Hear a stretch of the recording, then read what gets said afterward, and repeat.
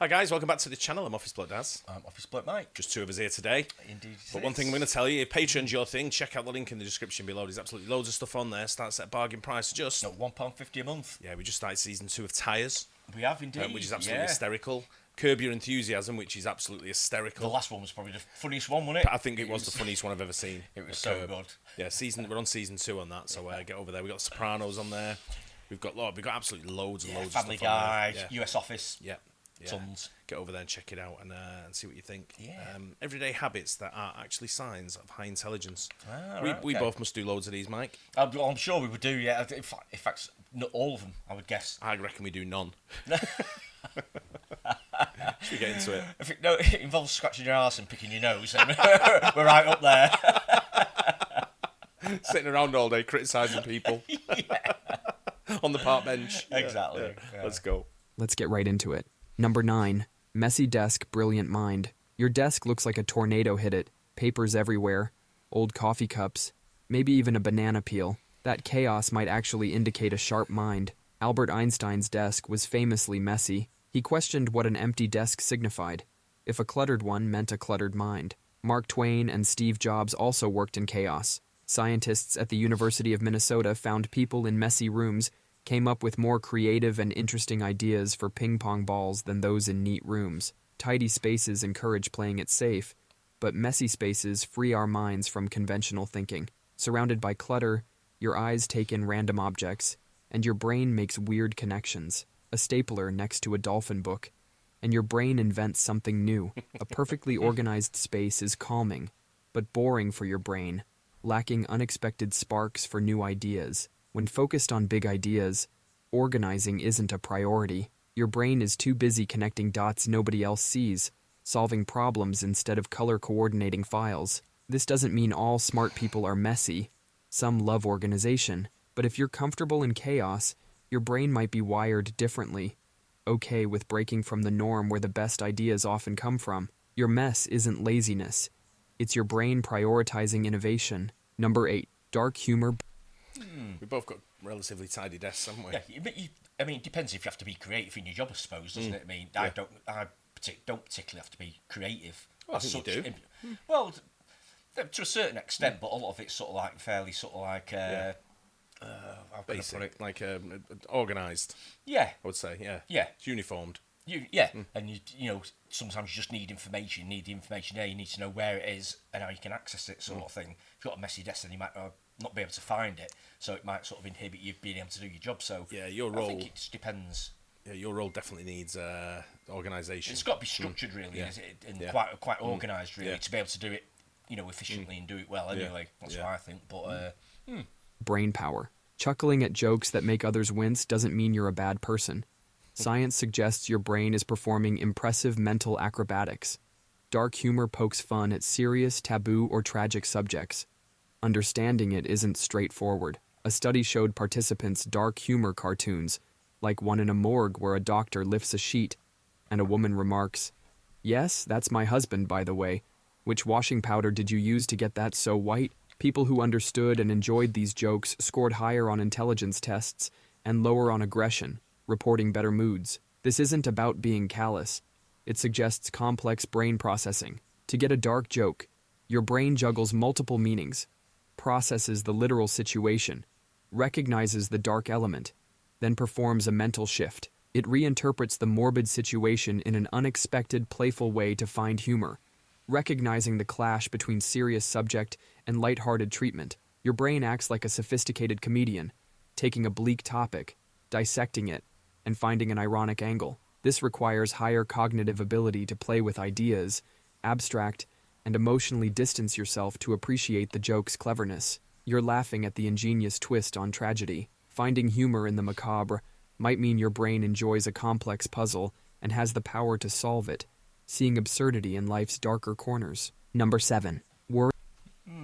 Yeah. Definitely go for that one. Yeah, definitely go. I've got I think dark we both. humour. I think both have, a lot of stuff that we watch on here is a lot of it. Yeah. A lot of it can be really, really dark humour. Yeah. Some of the emails and messages and text messages and SMSs I get that are like just like, and sometimes laugh and sometimes just go, whoa. Yeah, but I see the funny side of it. It is a case of separating the reality from the actual joke, humour. though, isn't it? Yeah. From the humour sort of thing, it's, you know, making a judgment as to, in the end, I know it's a joke and I know it's not real sort Correct. of thing. But the darker the humour for me, the better. Yeah. The Absolutely. funnier it is. Yeah, So. big time. Warriors are wiser. Overthinking conversations or replaying awkward moments might not just be anxiety. This tendency to get stuck in your head could indicate a sharp mind. Research suggests a surprising link between anxiety and higher IQs. A bigger brain might lead to more worries because highly intelligent people are better at imagining future possibilities, including negative ones. Your brain calculates multiple scenarios, some scary, and the smarter you are, the more complex these what-if scenarios become. This is also linked to sentinel intelligence. People with high intelligence often have increased awareness of situations and social dynamics, their brains constantly scanning for potential threats. Evolutionarily, early humans who worried were more likely to survive. Those who said, "That dark cave looks dangerous," passed on their genes. Replaying events or rumination might be linked to higher verbal intelligence as your brain analyzes, learns, and prepares. This doesn't mean severe, crippling anxiety makes you Einstein. Seek professional help if worries are overwhelming. This refers to the everyday tendency to overthink, analyze deeply, and be aware of pitfalls. Planning for every contingency might not just be anxiety. It could be your highly capable brain thinking deeply, anticipating, and making sense of a complex world. I was saying the other day, I was out with my grandkids, and they just hang the cups on the edge of the table and stuff like that, or they sit there and their elbows just behind the cup, the glass or what they're drinking from. I'm like, move the glass. I'm saying to the parent, move the, and they're like, well, you shut up. And I'm like, just move the glass. It's giving me anxiety just waiting for them to knock it over. Everyone's got the phone on the table and stuff like that. I thought, if they knock it over, 6 phones have gone here. Yeah, absolutely, get drenched. Yeah. And then sure enough, one of the glasses goes, I went, told you. Yeah. Too late then. Yeah, exactly. Inner warrior might be your inner genius. Number 6.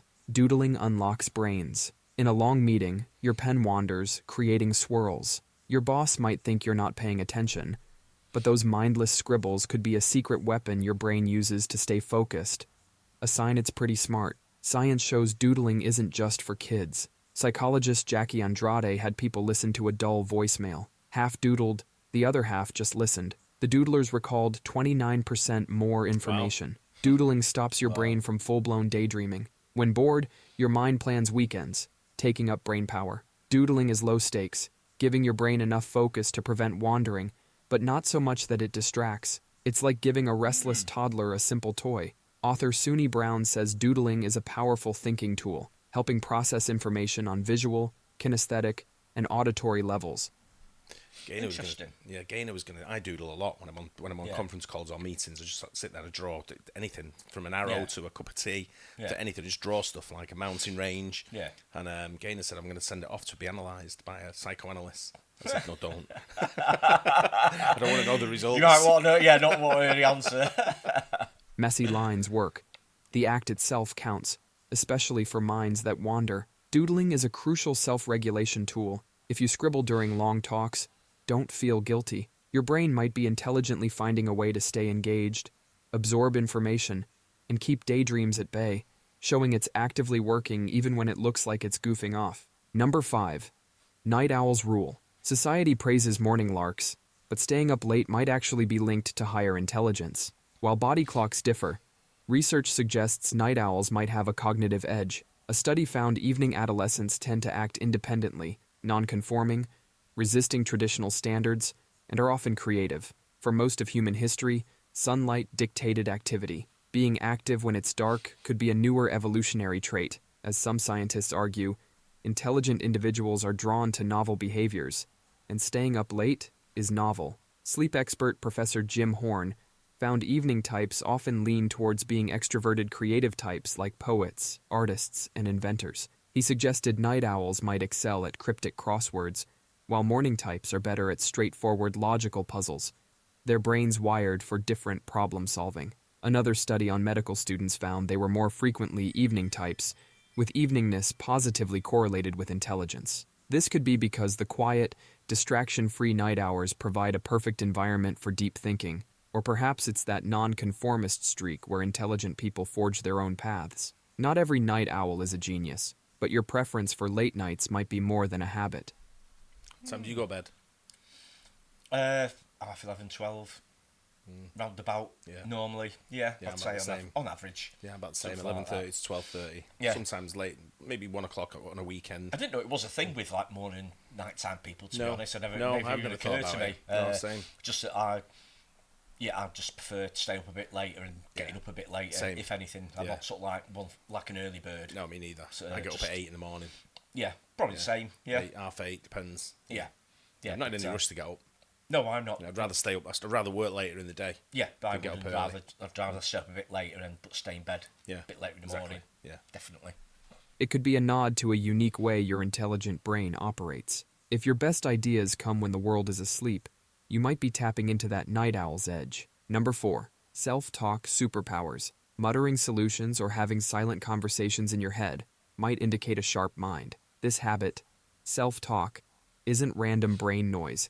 It's your brain processing information, solving problems, and managing emotions, like having a built-in supercoach. Goal-directed self-talk is consciously using your inner voice to guide actions. Like a detective laying out clues aloud, your brain strategizes and stays focused. Talking yourself through learning something new is like a personalized tutorial, solidifying information and helping you learn faster. Self-talk is also an emotional compass. Highly intelligent individuals might use it to reframe stress or motivate themselves, their inner voice saying, "Okay, this is tough, but I've dealt with difficult things. What's the first logical step?" This positive self-talk improves outlook and performance. It's about consciously directing thoughts, an internal dialogue linked to self-awareness and reflection, a sophisticated cognitive skill. It's not just that you talk to yourself, but how. A constantly critical inner voice is unhelpful chatter. The intelligent habit is productive self-talk, asking questions, exploring solutions, encouraging yourself. Little kids do this out loud for development. Many intelligent adults harness this tool internally. Chatting with yourself might be firing up one of your brain's most powerful tools. It's your brain working smartly. Number 3.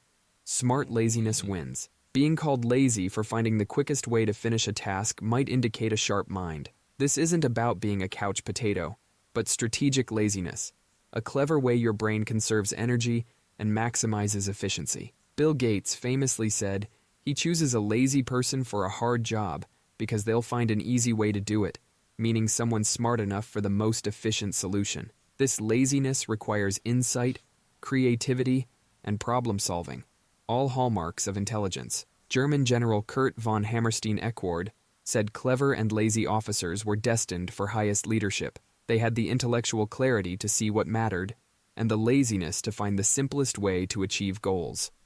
I'm not sure if the word lazy is the right word to use on that. I think steady. Yeah. Slow and steady sometimes as opposed to lazy. Lazy, I have a different sort of like opinion of lazy.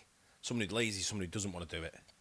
Yeah, I get that. You know, but I think it's slightly different, like you say, from what they're saying is not someone that's particularly lazy, but someone that's just maybe a bit more efficient than other people. That's not necessarily just going to go gung-ho and all guns blazing, but they might just step back a little bit and think about something before they do it, sort of thing. Yeah, I know the way I Yeah. work. I'm very quick at the way I do things when I look at other people that work with us as well. And I'm like, I know I'm a lot quicker than other people in the speed you work at.